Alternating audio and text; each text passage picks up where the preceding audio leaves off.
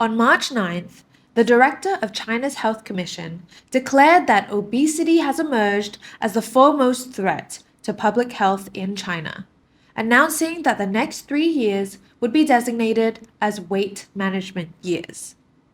Data from 2024 indicates that without effective interventions, the prevalence of obesity and becoming overweight among Chinese adults could soar to 70.5% by 2030, while the rate among children may reach 31.8%.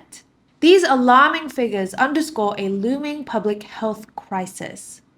Obesity is a well-established risk factor for type 2 diabetes, a condition that already places a heavy burden on many developed countries. For instance, the US Center for Disease Control and Prevention, the CDC, reports that 40.3% of American adults aged 20 and over are classified as obese, with 29.7 million citizens diagnosed with diabetes.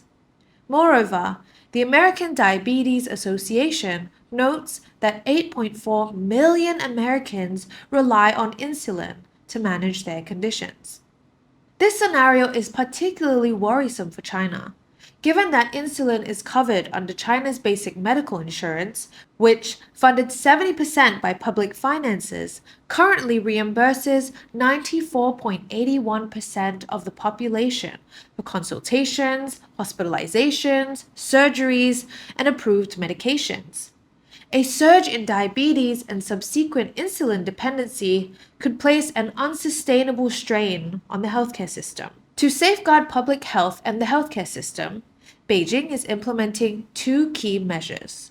Firstly, the government published Guiding Principles for Weight Management, which offers dietary recommendations tailored specifically for the Chinese population.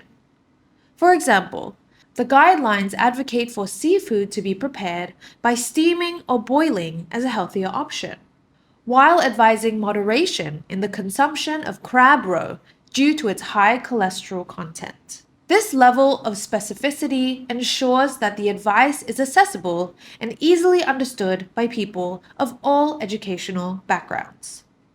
Secondly, recognizing that exercise is the most effective strategy for weight loss, the government is committed to broadening access to fitness facilities and equipment across all income groups. China's total population is approximately 1.4 billion people.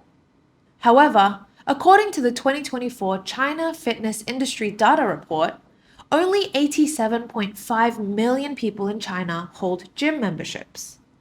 This is mainly because most of these gyms are owned by private companies and located in the center of cities, so the membership fees can get quite expensive. To address this gap, China's local governments have prioritized the development of free running tracks in parks, waterfront areas, and community neighborhoods. As of March 2025, China has established 171,800,000 running tracks with a combined length of 407,600 kilometers, an extent comparable to circling the Earth's equator 10 times.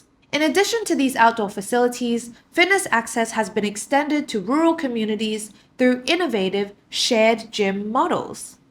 These membership-free centers operate on a pay-per-use basis, with rates starting as low as 1 yuan, which is approximately 14 cents per hour.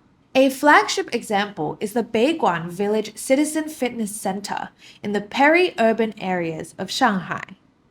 Covering 2,500 square meters, the center features over 30 professional-grade machines, including treadmills, rowers, and free weights, as well as recreational zones for table tennis and billiards, plus free health screenings for elderly patrons. Remarkably, the facility caps fees at 3 yuan, around 42 cents per hour, demonstrating China's commitment to making health and fitness accessible to all.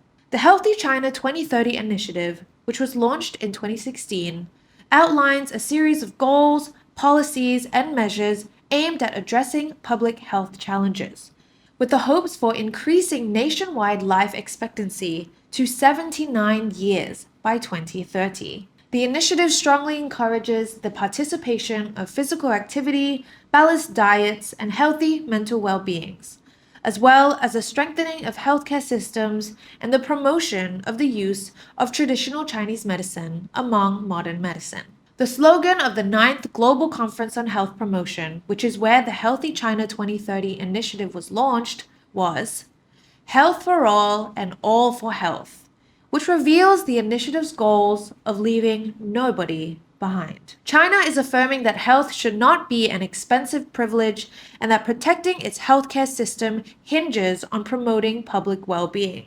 The World Health Organization commended China for its comprehensive plan, noting that developing a healthy China at home can deliver great benefits across the world when exported elsewhere. Thank you so much for watching this episode of Top Picks. I am Mimi. Please comment down below. We'll see you next time.